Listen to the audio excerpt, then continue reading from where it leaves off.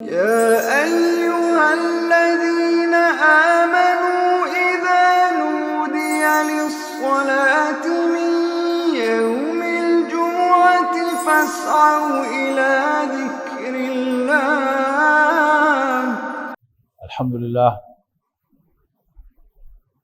لله نحمده ونستعينه ونستغفره ونؤمن به ونتوكل عليه ونعوذ بالله من شرور أنفسنا ومن سيئات أعمالنا من يهده الله فلا مضل له ومن يضلله فلا هادي له ونشهد أن لا إله إلا الله وحده لا شريك له ونشهد أن سيدنا محمدا عبده ورسوله ارسلہ بالہدی ودین الحق لیظہرہ علی الدین کلہ وکفی باللہ شہیدا فصلی اللہ علیہ وسلم تسلیما کثیرا کثیرا اما بعد فاعوذ باللہ من الشیطان الرجیم بسم اللہ الرحمن الرحیم ان اللہ یامر بالعدل والإحسان وإیتاء ذی القربى وینہی عن الفحشاء والمنکر وَيَنْهَى عَنِ الْفَحْشَاءِ وَالْمُنْكَرِ وَالْبَغْيِ يَعِظُكُمْ لَعَلَّكُمْ تَذَكَّرُونَ۔ محترم بزرگوں، دوستوں، عزیزوں اور بھائیوں، نبی اکرم صلی اللہ علیہ وسلم کو جو اللہ تعالیٰ نے بڑی بڑی نعمتیں عطا کی ہیں، ان میں سے ایک نعمت جو ہے یہ جمعے کا اجتماع ہے کہ ہر ہفتے مسلمان اپنے کام کاج سے جلدی فارغ ہو کر اہتمام کے ساتھ مسجد میں پہنچیں اور خطبہ سنیں۔ خطبہ نبی اکرم صلی اللہ علیہ وسلم کا قرآن مجید کی آیات اور ان کے حوالے سے نصیحت پر مشتمل ہوتا تھا، اور یہ نبی اکرم صلی اللہ علیہ وسلم کے ہر خطبے کا انداز ہے۔ خطبہ نکاح، اس میں بھی آپ کیا دیکھتے ہیں؟ وعظ و نصیحت۔ کوئی فوت ہو گیا، اس موقع پر آپ نے وعظ و نصیحت فرمائی۔ اسی طرح کوئی موقع ہوا جہاں لوگ جمع ہوئے تو نبی اکرم صلی اللہ علیہ وسلم نے اس موقع پر قرآن مجید کی آیات تلاوت کر کے لوگوں کو وعظ و نصیحت فرمائی۔ یہ آپ کے خطبات ہیں سب کے سب۔ کوئی لمبی چوڑی تعلیم دینا یہ نبی اکرم صلی اللہ علیہ وسلم کی سنت نہیں ہے۔ آپ کے خطبات انتہائی مختصر ہوتے تھے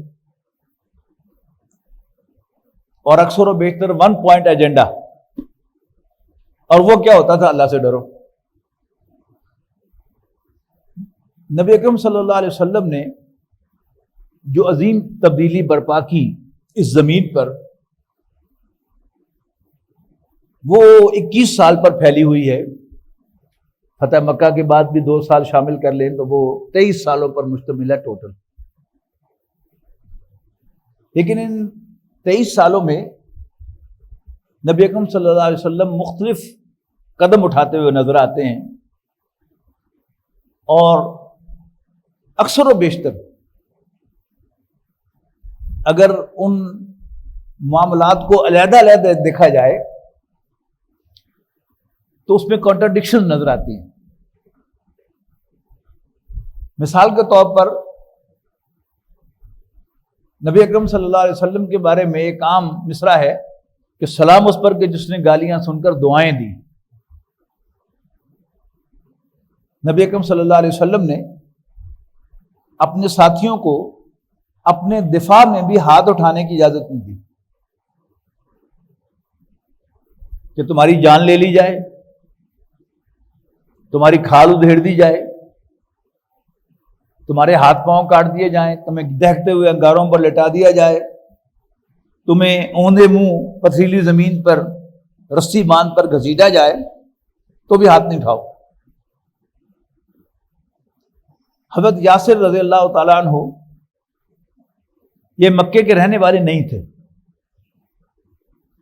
ایک شخص کی امان میں تھے اور وہ ابو جہل کا حلیف تھا،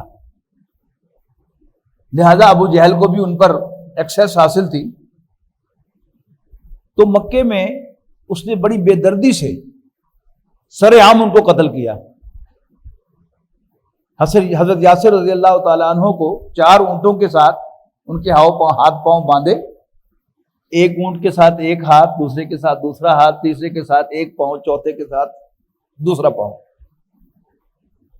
اور ان اونٹوں کو مخالف سمت میں ہانکا گیا جس سے ان کے زندہ جسم کے ٹکڑے ہو گئے۔ یہ ایسا واقعہ ہے کہ اس کو سوچتے ہوئے بھی، بیان کرتے ہوئے بھی جھرجھری آتی ہے، انسان کو کانپ جاتا ہے انسان، لیکن یہ اسی زمین پر ہوا ہے۔ ان کی اہلیہ محترمہ حضرت سمیہ رضی اللہ تعالی عنہ،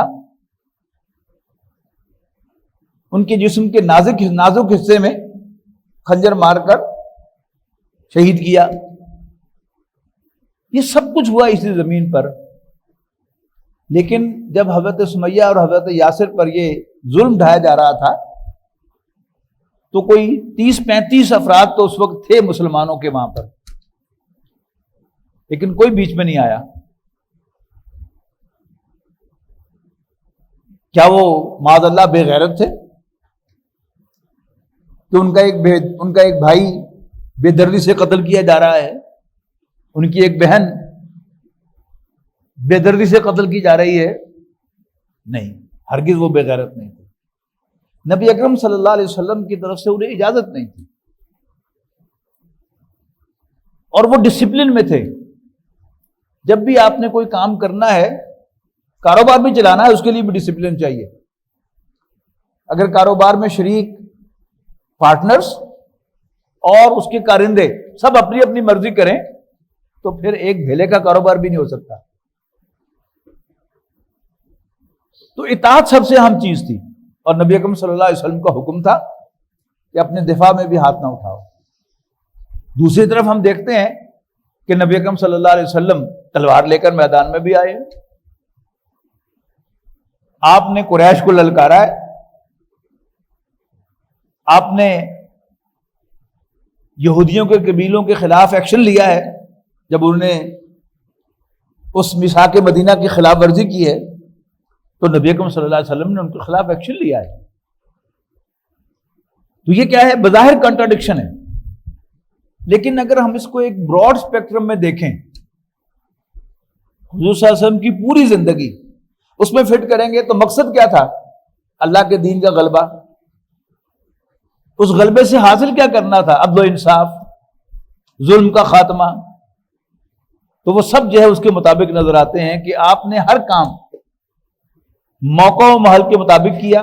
تلوار اٹھانے کی ضرورت تھی تو آپ نے تلوار اٹھانے میں دیر نہیں کی، اور جب پیسو ریزسٹنس کا مظاہرہ کرنے کا وقت تھا تو نبی اکرم صلی اللہ علیہ وسلم نے اپنے ساتھیوں کو اپنے دفاع میں بھی ہاتھ اٹھانے کی اجازت نہیں تھی۔ نبی اکرم صلی اللہ علیہ وسلم کی حیات طیبہ کا ایک خاص دور ہے کہ جب آپ کی عمر 40 سال کے قریب ہوئی، آپ کو تنہائی پسند آنے لگی، اور آپ غار حرا میں تشریف لے جاتے اور وہاں پر تخلیہ اختیار فرماتے، تنہائی، سیکلوژن، اور اس میں عبادت کرتے۔ یتحنث فی، حدیث کی شرح لکھنے والوں کے سامنے ایک بہت بڑا سوال آیا کہ قرآن مجید نازل نہیں ہوا تھا، نماز آئی نہیں تھی، تو آپ 7 ہفتے وہاں قیام فرماتے رہے ہیں، کیا کرتے تھے وہاں پر؟ کون سی عبادت فرماتے تھے؟ تو انہوں نے اس کی شرح میں لکھا ہے کہ آپ کی عبادت کی نوعیت غور و فکر تھا۔ کانا صفت و تعبدہ فی غار الحرا التفکر والاعتبار۔ اگلا سوال ہے کہ کس چیز پر غور و فکر؟ کچھ لوگوں نے سرسری طور پر کہا کہ اس کائنات کے بارے میں غور و فکر، لیکن میرا سوال یہ ہے کہ قرآن مجید گواہ ہے کہ مکے کا عام کافر، مشرک، توحید کے ساتھ اللہ تعالیٰ کو خالق کائنات مانتا تھا۔ قرآن مجید میں یہ بات کئی دفعہ آئی ہے، لَإِن سَأَلْتَهُم مَّنْ خَلَقَ السَّمَاوَاتِ وَالْأَرْضِ۔ یقیناً اے نبی اگر آپ ان سے پوچھیں کہ بتاؤ بھلا آسمانوں اور زمین یعنی کائنات کو کس نے پیدا کیا، لَيَقُولُنَّ اللَّهُ، تو لازماً کہیں گے اللہ تعالیٰ نے پیدا کیا۔ تو مکے کا عام کافر اور مشرک جو ہے وہ تو اللہ تعالیٰ کو اس کائنات کا خالق مانتا ہے۔ یہ کیسے ہو سکتا ہے کہ نبی اکرم صلی اللہ علیہ وسلم ابھی غور و فکر کر رہے ہوں کہ یہ کس نے بنائی، کیسے بنائی؟ نبی اکرم صلی اللہ علیہ وسلم کی جو 40 سالہ زندگی ہے اس میں جب ہم دیکھتے ہیں تو آپ اللہ تعالیٰ کی عبادت میں یکسو ہیں. آپ سا کوئی بدترین دشمن بھی آپ پر یہ الزام نہیں لگا سکا کہ فلاں موقع پر آپ نے تو کسی بت کو سجدہ کیا تھا. نو وے. لیکن جہاں آپ نظر آتا ہے کہ کبھی ادھر جاتے ہیں کبھی ادھر جاتے ہیں, تلاش کر رہے ہیں کچھ, وہ کیا ہے؟ انسانی خدمت, ظلم کا خاتمہ, بھوک کا خاتمہ, غربت کا خاتمہ, عدل و انصاف کا قیام. لیکن آپ کو اس کے لیے راہ نہیں مل رہی. صرف آپ چیریٹی کرتے ہیں, اور یہ آج بھی اسی طرح ٹرو ہے بالکل, کہ اگر آپ غرباء کی امداد کو اپنا شعار بنائیں تو یقیناً اجر تو ملے گا آپ کو, اور اس کے فوائد بھی حاصل ہوں گے, لیکن عدل قائم نہیں ہوگا. آپ زیادہ آرگنائز طریقے سے یہ کام کریں گے تو غریب اور بڑھ جائیں گے, بھوکے اور بڑھ جائیں گے, ظلم اور بڑھ جائے گا. ظلم کے لیے تو بہرحال آپ کو ظالم کا ہاتھ روکنا پڑتا ہے, لیکن اگر آپ ایسے ہی اٹھ کے ظالم کا ہاتھ روکیں گے تو آپ کاٹ دیے جائیں گے, آپ راستے سے ہٹا دیے جائیں گے. تو نبی اکرم صلی اللہ علیہ وسلم کی سیرت کا اگر آپ اس پہلو سے جائزہ لیں تو نبی اکرم صلی اللہ علیہ وسلم نے ہر کام ٹائملی کیا ہے. آپ نے اولاً صرف دعوت دی ہے, اور بغیر پک اینڈ چوز کے قرآن مجید پڑھ پڑھ کر سنایا ہے, نمازوں کے اندر اور اپنے مواعظ کے اندر, وعظوں کے اندر قرآن مجید کی آیات, چلتے پھرتے اللہ تعالیٰ سے ڈرانا, اور جس کے دل میں وہ ایمان پیدا ہوتا چلا گیا, اللہ کا ڈر پیدا ہوتا چلا گیا, اس کی زندگی میں انقلاب آتا چلا گیا. یہ زندگی جو ہم سب کو بڑی محبوب ہے, انہیں بھی محبوب تھی, لیکن انہیں اس زندگی میں زندہ رہنے کی بجائے اللہ تعالیٰ کے لیے مرنا عزیز ہو گیا. مولانا حالی نے قبل از اسلام جو نقشہ کھینچا ہے عرب کا, کبھی پانی پینے پلانے پہ جھگڑا, کبھی گھوڑا آگے دوڑانے پہ جھگڑا. پانی پینے پلانے پہ جھگڑا کیا ہے؟ پہلے میں پانی پینا ہے, دھکا مارے, پہلے میں پینا ہے. لیکن پھر کیا ہوا؟ یہی زمین اور یہی انسان, وہی عرب کے انسان, چشمے فلک نے وہ منظر بھی دیکھا کہ قادسیہ کی جنگ میں خون بہہ جاتا ہے نا جب, تو پیاس لگتی ہے. ایک زخمی نے پانی مانگا کہ ہائے پیاس لگی ہے بہت, تو پانی پلانے والا مشکیزہ لے کر پہنچا, اور طریقہ اس کا یہ تھا کہ مشکیزہ آگے گیا, وہ منہ کھولتا تھا تو اس کے منہ میں پانی ٹپکا دیا جاتا تھا. اس نے منہ کھولا, پانی ٹپکانے لگا تو ایک اور آواز آ گئی, آتش الاتش, پیاس پیاس. اس نے کہا نہیں, پہلے مجھے نہیں, پہلے اس کو پانی دو. اس کے پاس پہنچا تو اس نے کہا ایک اور آواز آ گئی, اس نے کہا پہلے اسے دو. اس کے پاس پہنچا تو ایک اور آواز آ گئی, اس نے کہا نہیں, میری خیر ہے, پہلے اس کو دو. جب چوتھے آدمی کے پاس مشکیزہ پہنچا, اس کی روح پرواز کر چکی, وہ بھاگا بھوگ تیسرے پاس آیا, وہ بھی جا چکا تھا دنیا سے. دوسرے کے پاس آیا, وہ بھی اس دنیا میں نہیں تھا, اور پہلے کے پاس آیا تو وہ بھی جام شہادت نوش کر چکا تھا اس پانی کی بجائے. تو انسانوں میں جو تبدیلی ہے, یہ سب سے پہلا کام ہے کہ کم سے کم ایک ریزنیبل تعداد ایسے لوگوں کی ہو جو مرنے مارنے پر تیار ہو, اس مقصد کے لیے جان دینے کو تیار ہو. تو نبی اکرم صلی اللہ علیہ وسلم کے پہلے 10 سال اسی محنت میں گزرے. صحابہ کرام پر تشدد ہوتا رہا, جس پر جس کا بس چلا اس نے تشدد کیا. جیسے حضرت آل یاسر پر تشدد ہوا, حضرت بلال پر تشدد ہوا, حضرت مصعب بن عمیر پر تشدد ہوا, سعد بن وقاص پر تشدد ہوا, حضرت عثمان پر تشدد ہوا, کسی نے نہیں چھوڑا. لیکن نبی اکرم صلی اللہ علیہ وسلم پر ماں سوائے وہ 2 جو علیحدہ سے واقعات ہیں, کہ انسٹنٹینیس واقعات ہیں, بلکہ کہ نبی اکرم صلی اللہ علیہ وسلم حرم میں نماز پڑھ رہے ہیں اور ابو جہل اپنی چوپال میں بیٹھا ہے اپنے ساتھیوں کے ساتھ. جیسے ہمارے دیہاتوں میں ڈیرے ہوتے ہیں نا, تو ایسے ان کی دریاں ہوتی تھیں کعبے کی گرد بچھی ہوئی, اور ان کے سردار آ کر وہاں بیٹھتے تھے اور ان کے ارد گرد ان کے حواری بیٹھتے تھے. جیسے دیہاتوں میں نقشہ ہے کہ چوئی صاحب بیٹھے ہوئے ہیں موڑے کے اوپر اور پھر ان کے سامنے ان کے حواری ہیں. تو نبی اکرم صلی اللہ علیہ وسلم کو نماز پڑھتے ہوئے دیکھ کر 2 مرتبہ ابو جہل نے کہا ہے کوئی جو محمد کے گلے میں چادر ڈال کر اس کو بل دے.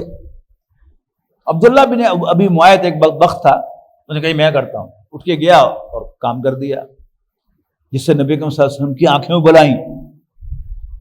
پھر ایک موقع پر اس نے کہا کہ جی وہ اوجری فلاں گھرانے کے اندر اونٹ ذبح ہوا ہے, اس کی اوجری پڑی ہوئی ہے کوئی جو لائے اور لا کر محمد کے منہ پہ چڑھا دے. پھر وہی شخص اٹھا ہے اور اس نے یہ حرکت کی ہے. باقی بحیثیت مجموعی جب تک ابو طالب زندہ رہا نبی اکرم صلی اللہ علیہ وسلم پر دست درازی نہیں ہو سکی, کیونکہ ان کے پیچھے ابو طالب تھا اور ابو طالب کے پیچھے پورا خاندان تھا بنو ہاشم. 10 نبوی میں ابو طالب کا انتقال ہوا اور ابو لہب خاندان کا سربراہ بنا, تو اس نے آ کر نبی اکرم صلی اللہ علیہ وسلم کو خاندان بنو ہاشم سے نکال دیا. اب خاندان کی پروٹیکشن بھی ختم ہو گئی.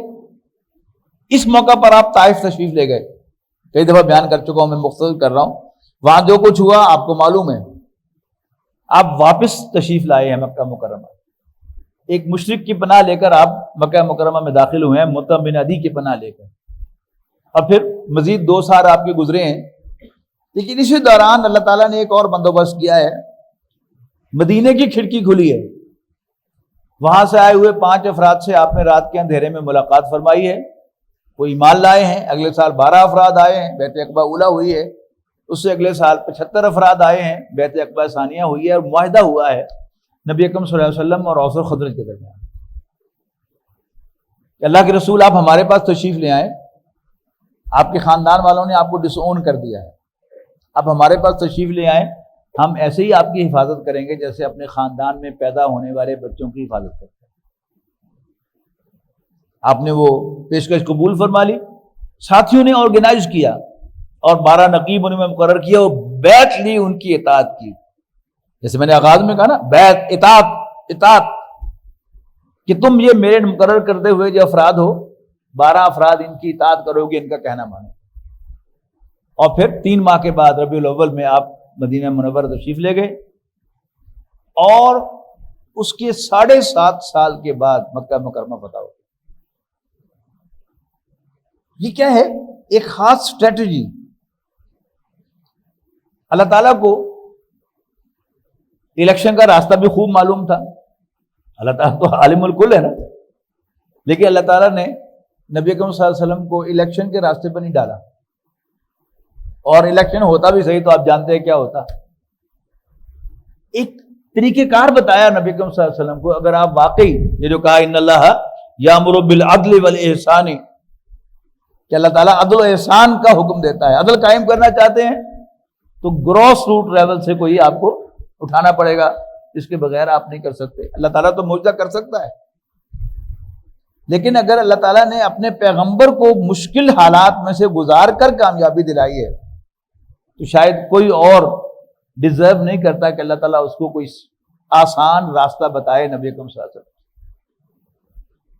اب وقتاً فوقتاً, یعنی ہماری جو تاریخ ہے انڈو پاک کی, ذرا اس کا اگر آپ جائزہ لیں کہ یہ پاکستان کیا ہے, یہ ہندوستان میں سے کٹ کر علیحدہ ہوا ہے.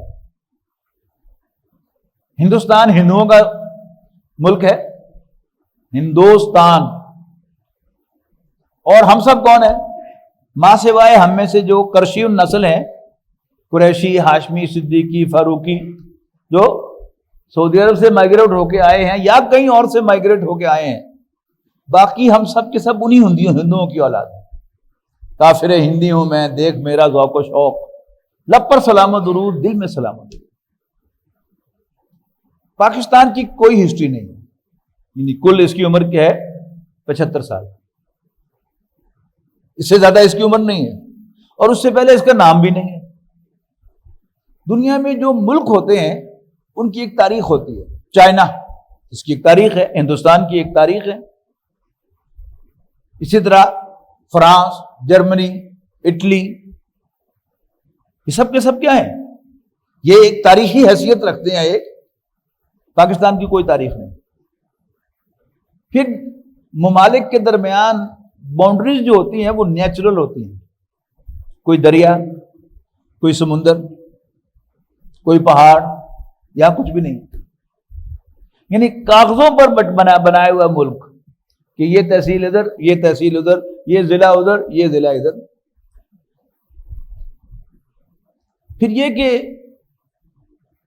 پاکستان بنانے کا کریڈٹ آل انڈیا مسلم لیگ کو ملتا ہے، لیکن اس کے مقابلے میں کانگریس بہت بڑی جماعت تھی۔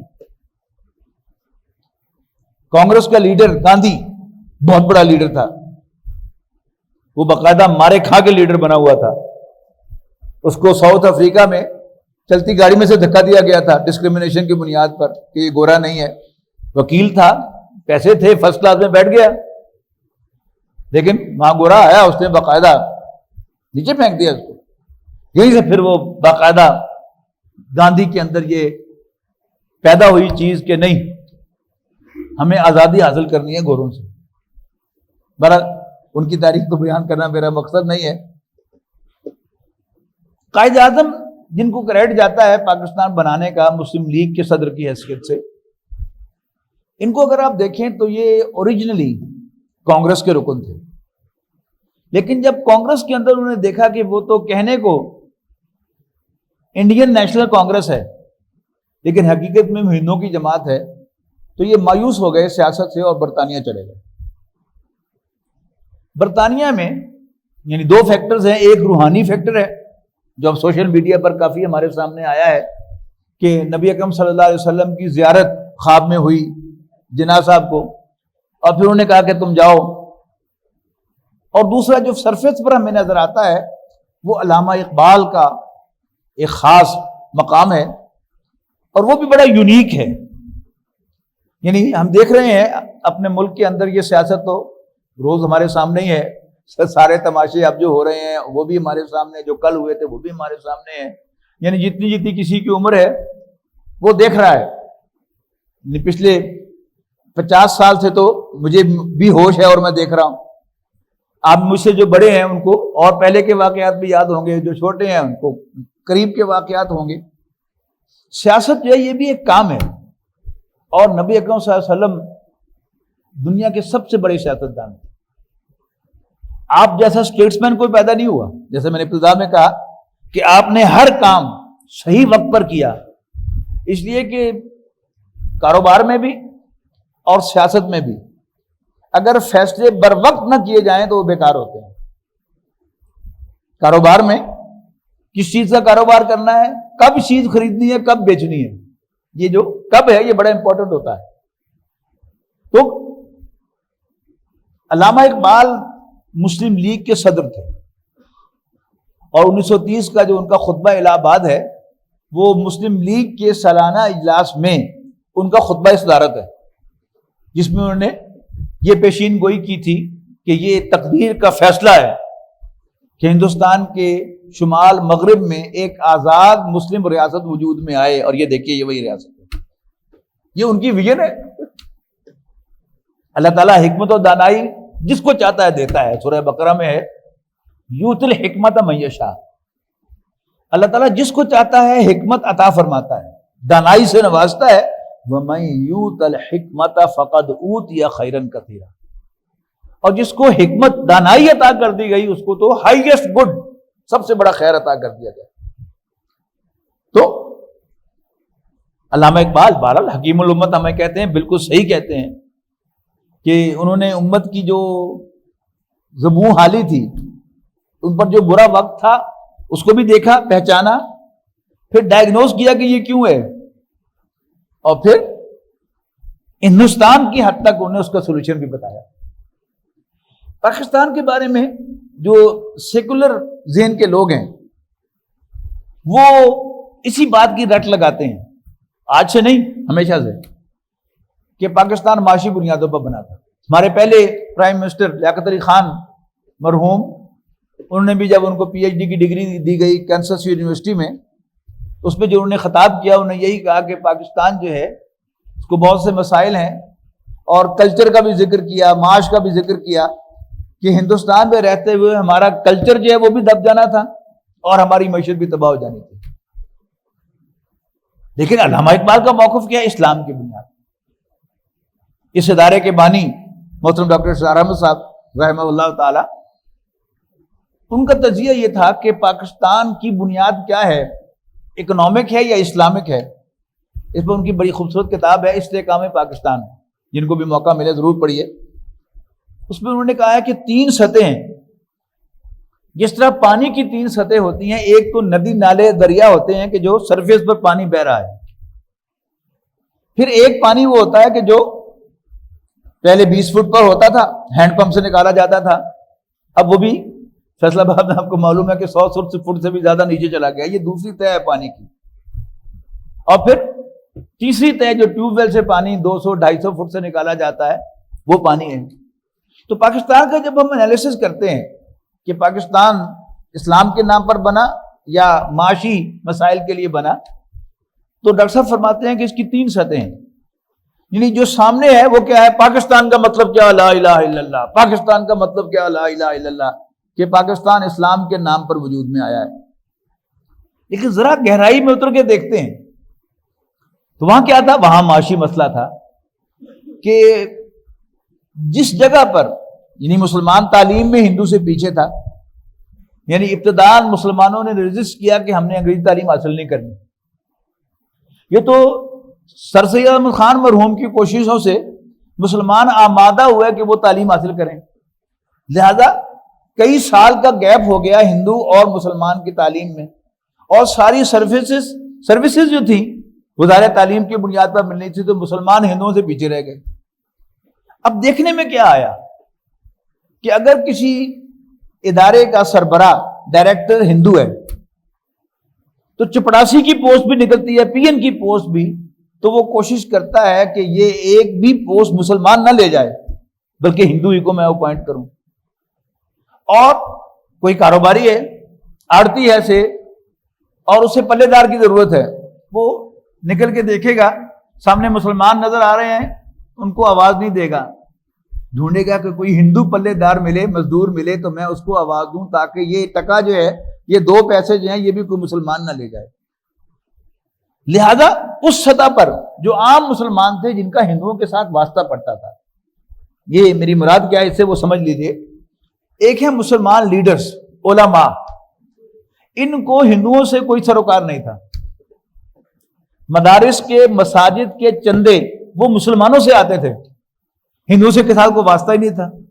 لہذا ہمارے جو مسلم لیڈرشپ تھی، علماء ہمارے، ان کا اس کا کوئی احساس نہیں تھا کہ اگر ہندو جو ہے یہاں پر حاکم ہو گیا تو یہ ہمیں کیا ٹف ٹائم دے گا معاشی اعتبار سے. لیکن عام خواہ وہ ملازمین ہوں اور خواہ وہ کاروباری حلقے کے لوگ ہوں، وہ یہ دیکھتے تھے کہ ہندو بڑا متعصب ہے اور اب ڈیموکریسی کا دور آ رہا ہے، یہ تو ہمیں سانس بھی نہیں لینے دے گا. لیکن ڈاکٹر صاحب فرماتے ہیں کہ اگر آپ مزید گہرے چلے جائیں، وہ جو 200-250 فٹ جہاں سے ٹیوب ویل پانی نکالتا ہے، وہاں جب آپ پہنچیں گے تو پھر آپ کو وہاں پر اسلام نظر آئے گا کہ یہ جو فرق ہے ہندو اور مسلمان کا، یہ کیا ہے؟ یہ پھر اسلام کی بنیاد پر ہے. ورنہ قوم ایک ہے. آپ اس سرحد کے پار ادھر چلے جائیں تو وہ ساری قومیں جو یہاں آباد ہیں وہ ساری ادھر بھی آباد ہیں. راجپوت ادھر بھی ہے، ادھر بھی ہے، جاٹ ادھر بھی ہے، ادھر بھی ہے، ڈوگر ادھر بھی ہے، ادھر بھی ہے، یعنی سب کے سب، شیخ ادھر بھی ہے، ادھر بھی ہے. تو سب کے سب جو ہیں وہ سیم ہیں، لیکن علیحدہ کیوں ہوئے؟ صرف اسلام اور کلمے کی بنیاد پر. ورنہ اگر وہ اسلام اپنا قبول نہ کرتے تو وہ ان کا حصہ ہوتے. آج بھی ایک ایسے وہ کہتے ہیں ہندوستان میں سارے جو لیڈرز ہیں وہ کہہ رہے ہیں، باقاعدہ نعرے جو ہیں وقتاً فوقتاً ہندوستان میں لگتے رہتے ہیں، مسلمان کے 2 استان، قبرستان یا پاکستان. کیا مطلب ہے اس کا؟ کہ مسلمان یا پاکستان چلے جائیں یا مرنے کے لیے تیار ہو جائے. اب ہندوستان میں وہ سارا تماشا جو ہے وہ لگنے والا ہے. روز جو خبریں آپ پڑھ رہے ہیں، اب ظاہر ہے انہوں نے حجاب پر پابندی لگائی ہے اسکولوں میں اور کالجز میں، اور آج جو ہے وہ شٹر ڈاؤن ہڑتال کی کال مسلم نے دی ہوئی تھی. کس حد تک کامیاب ہوتی ہے نہیں ہوتی، کامیاب ہو بھی جائے ہڑتال لیکن اس کا کوئی فائدہ نہیں ہوگا. لیکن الٹیمیٹلی کیا ہوگا؟ مسلمان وہاں پر لڑیں گے حکومت کے ساتھ. بڑے بڑے جلسے جلوس ریلیاں دھرنے اور پھر باقاعدہ 10 بدس لڑائیاں جو ہیں ہونے والی ہیں. آ جائے پاکستان میں. اب اسلام کے نام پر پاکستان وجود میں آ گیا. اسلام کا مطلب کیا ہے؟ ہم نے نبی اکرم صلی اللہ علیہ وسلم کو اللہ کا رسول مانا اور ہم ان کی امت میں شامل ہوئے. جیسے صحابہ کرام نے قیمت ادا کی تھی وہ ہمیں بھی قیمت ادا کرنی پڑے گی، خواہ وہ ہندوستان کا مسلمان ہو خواہ وہ پاکستان کا مسلمان ہو. اور پھر ہمارے ہاں اسلام کے اعتبار سے بڑے بڑے تماشے ہوئے ہیں. اسلام کے نام پر انتہائی نامناسب باتیں بھی ہوئی ہیں. چند ایک اگر میں آپ کو گنوا دوں کہ ایک بہت بڑی دینی تحریک کے قائد وہ فیلڈ مارشل ایوب خان اور محترمہ فاطمہ جناح کے درمیان جو الیکشن تھا پریزیڈنشل، اس پر وہ تبصرہ کرتے ہیں. بہت بڑے مسلمان لیڈر. ایک طرف ایک مرد ہے جس میں اس کے سوا اور کوئی خوبی نہیں ہے کہ وہ ایک مرد ہے، اور دوسری طرف ایک عورت ہے جس میں اس کے سوا اور کوئی کمی نہیں ہے کہ وہ ایک عورت ہے. پھر یہ کیا ہوا؟ یعنی سب نے، دینی جماعتوں نے بھی اور سیکولر جماعتوں نے بھی ایک کانسٹیٹیوشن پر ایگری کیا اور اس پہ الیکشن لڑا. جب الیکشن ہار گئے اور محترمہ بینظیر بھٹو پرائم منسٹر بن گئی، اس وقت ان کو فتویٰ یاد آ گیا کہ نہیں، اسلام میں تو عورت کی حکمرانی جائز نہیں ہے. اگر جائز نہیں تھی پھر الیکشن کیوں لڑا تھا؟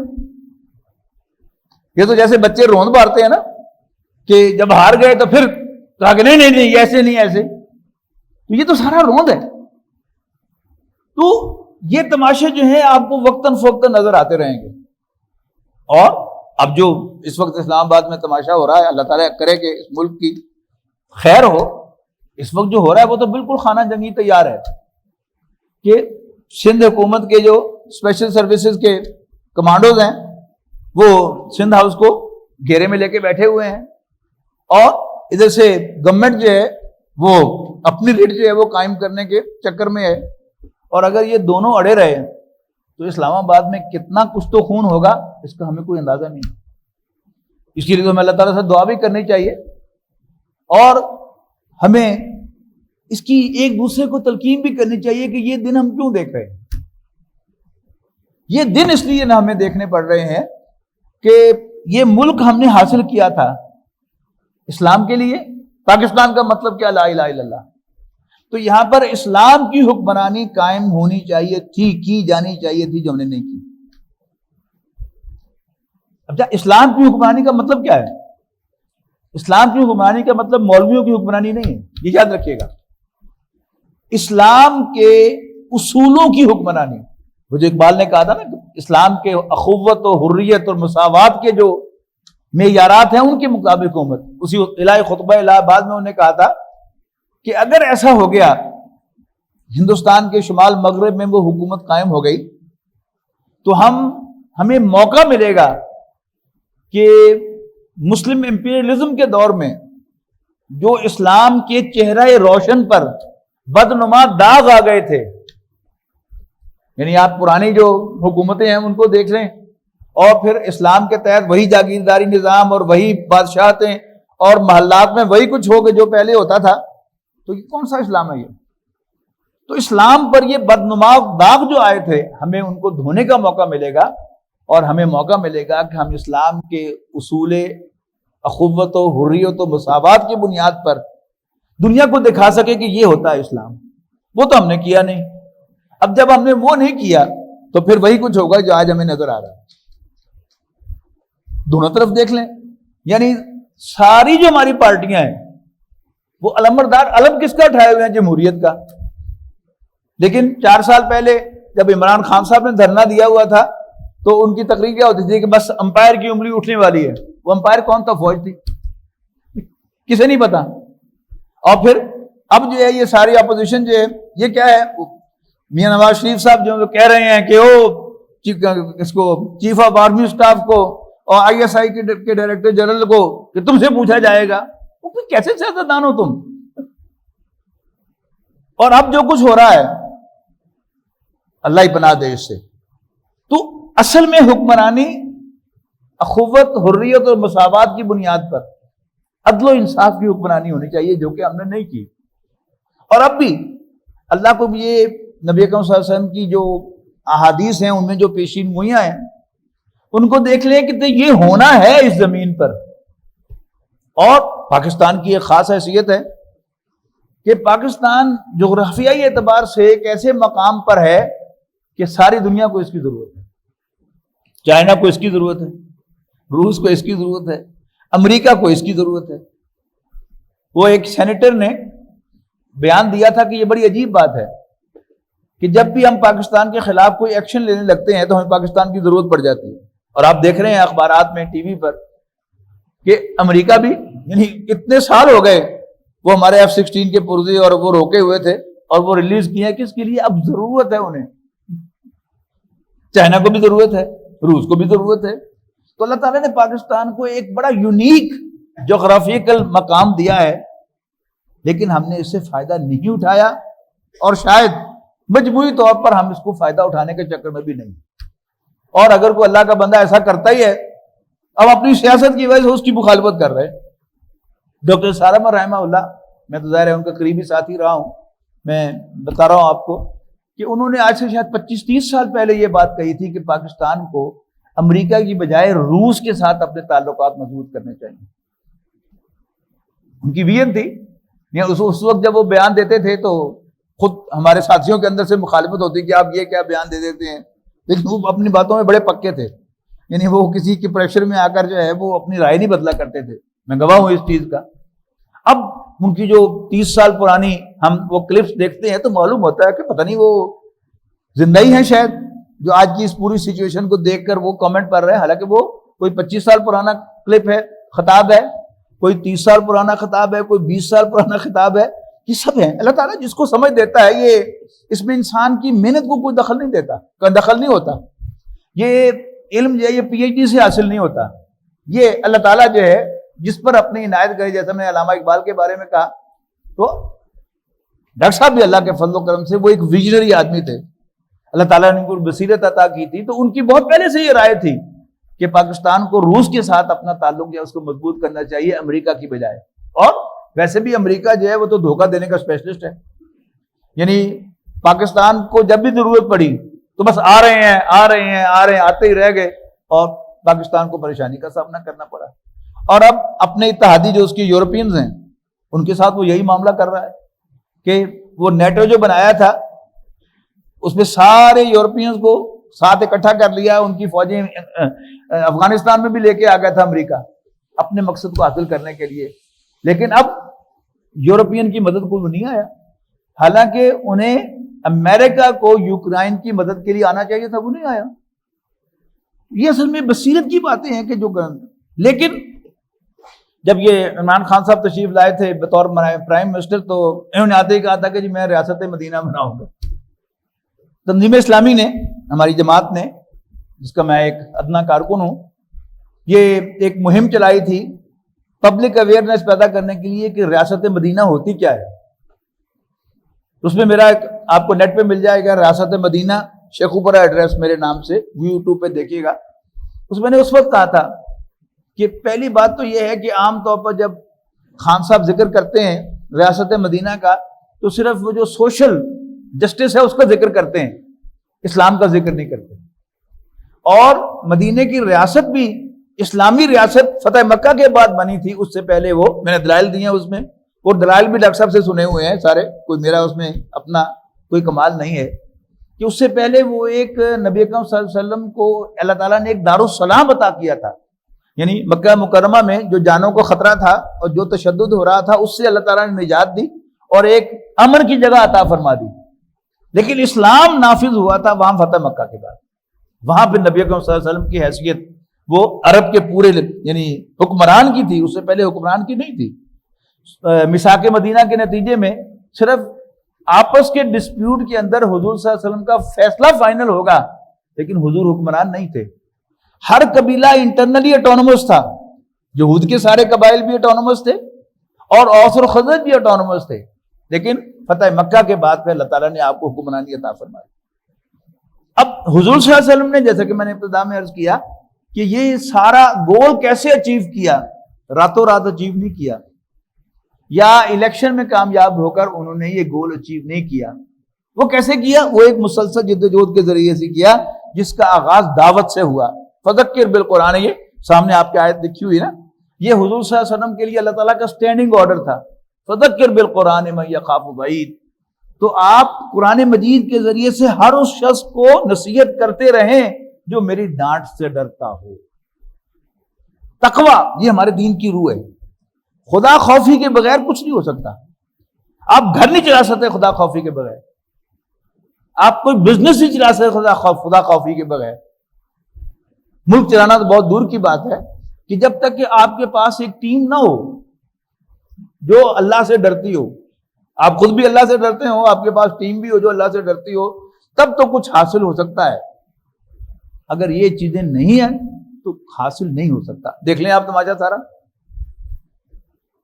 سب مفادات کی جنگ ہے، ادھر بھی وہی ادھر بھی وہی، اور وہ بکنے کو تیار ہیں. اور کچھ ہیں کہ جو بس ایک بات پڑے ہوئے ہیں کہ جی بس ہمیں پنجاب کا وزیر اعلیٰ بنا دو تو بس ٹھیک ہے سارا کچھ. یہ کیا سیاست ہے؟ بہرحال اللہ تعالیٰ اسے پناہ مانگی جا سکتی ہے، اسی سے خیر کی دعا کی جا سکتی ہے. حالات اچھے نہیں ہیں، دعا کی ضرورت ہے. اللہ تعالیٰ ہمارے اعمال کو نہ دیکھے، اس لیے کہ مجرم تو ہم سب ہیں. ہم سب اپنے گریبانوں میں جھانکیں کہ اس ملک میں اللہ کے دین کے نفاذ کے لیے ہم نے کیا کوشش کی ہے، کتنے منٹ لگائے ہیں. میں گھنٹوں کی بات نہیں کر رہا، یا دنوں کی یا سالوں کی بات نہیں کر رہا، کتنے منٹ لگائے ہیں. شاید ہم میں سے ایسے بھی لوگ ہوں گے جنہوں نے کبھی اپنی زندگی کا ایک منٹ بھی اس کام کے لیے صرف نہیں کیا ہوگا کہ یہاں اسلام آ جائے. تو جیسا کرو گے ویسا بھرو گے. اللہ تعالیٰ اس قوم کی حالت کو نہیں بدلتا جو خود اپنی حالت کو بدلنا نہ چاہتی.